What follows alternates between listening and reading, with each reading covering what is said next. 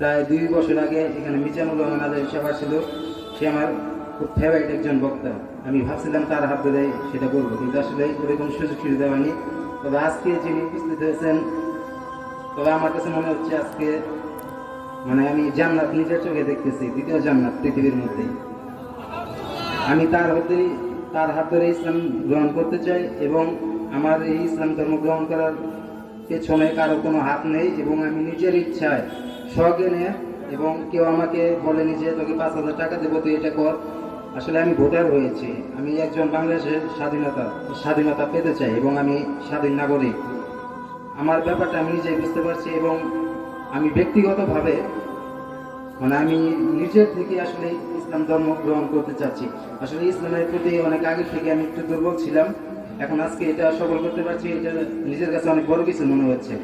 আর আমার মাইকে আমি সর্বশেষ একটি কথা বলতে চাই, আমার মাইকের আওয়াজ সম্ভবত অনেক দূর যাচ্ছে। আমার মানে আমি বলতে চাই এখানে আসলে মুসলমান ভাইবাদে অনেকেই উপস্থিত আছেন এবং আসছেন, যারা হিন্দু ধর্মের আছেন আমার এলাকায়, এবং আমাকে যারা চেনেন, আমি তাদের কাছে অনুরোধ করছি, আমি কেন মুসলমান হলাম এবং কি জন্য হলাম এই বিষয়ে আমার কোনো প্রশ্ন করে বিভ্রান্ত করবেন না। আমার একান্ত ইচ্ছে, এবং আমি এটাই চাচ্ছি যে আমি মুসলমান হব। আমি মৃত্যুর পর আমার সুপারিশ কেউ করবে না, আমার সুপারিশ একজন করবে। আমি আমার নবীজির জন্য এবং আল্লাহ তাআলার জন্য আমি ইসলাম ধর্ম গ্রহণ করতে চাই। সবাই আমার জন্য দোয়া করবেন, সবাই আমার পাশে থাকবেন। এই বলে আমি আমার কথা শেষ করছি। আসসালামু আলাইকুম। ইসলামের আগমন করছে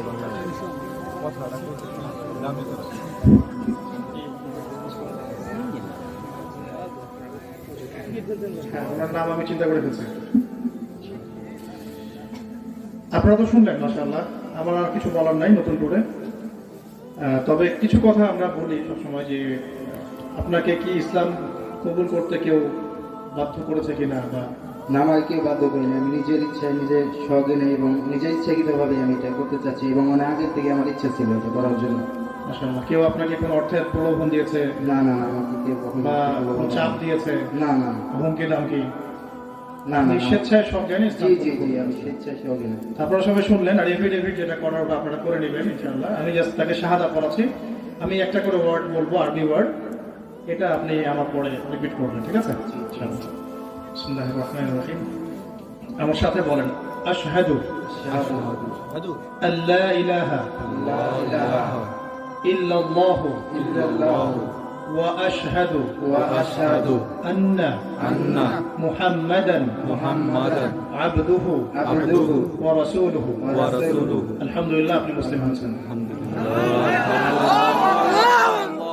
তাকবীর, আল্লাহু আকবার, লিল্লাহি তাকবীর, আল্লাহু আকবার, লিল্লাহি তাকবীর, আল্লাহু আকবার।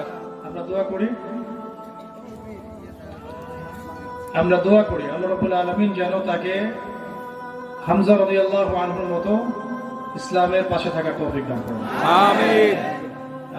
তিনি ইসলাম, আমার হাতে এই পর্যন্ত অনেকে ইসলাম কবুল করেছেন আলহামদুলিল্লাহ, তবে তিনি ইসলাম কবুল করার আগে যে কথাগুলো বলেছেন, এতে আমি বুঝতে পারছি তিনি তার অবস্থানে একদম স্পষ্ট এবং সুদৃঢ়।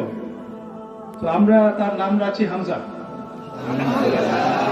ইনশাআল্লাহ। আর একটা বিষয়, সাক্ষ্য যেটা দিয়েছেন এটার অর্থটা একটু জেনে রাখা উচিত আমাদের সবারই।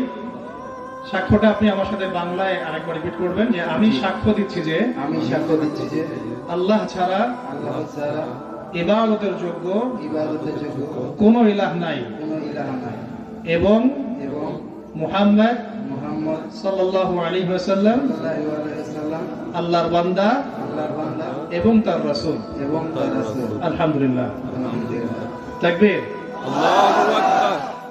তো আমরা ভাইয়ের জন্য দোয়া করি সবাই, আল্লাহ পাক যেন ভাইকে ইসলাম বোঝার তৌফিক দান করেন, আল্লাহ পাক যেন ভাইকে দ্বীনের জন্য কাজ করার তৌফিক দান করেন, আগামী দিনে ইসলামের বড় সৈনিক হওয়ার তৌফিক দান করেন, এবং আল্লাহ পাক তাকে হালাল রিজিকের ব্যবস্থা করে দেন, দ্বীনের গভীর জ্ঞান দান করেন, বেশি বেশি আমলের তৌফিক দান করেন, সাহাবীদের মতো জিন্দেগি দান করেন।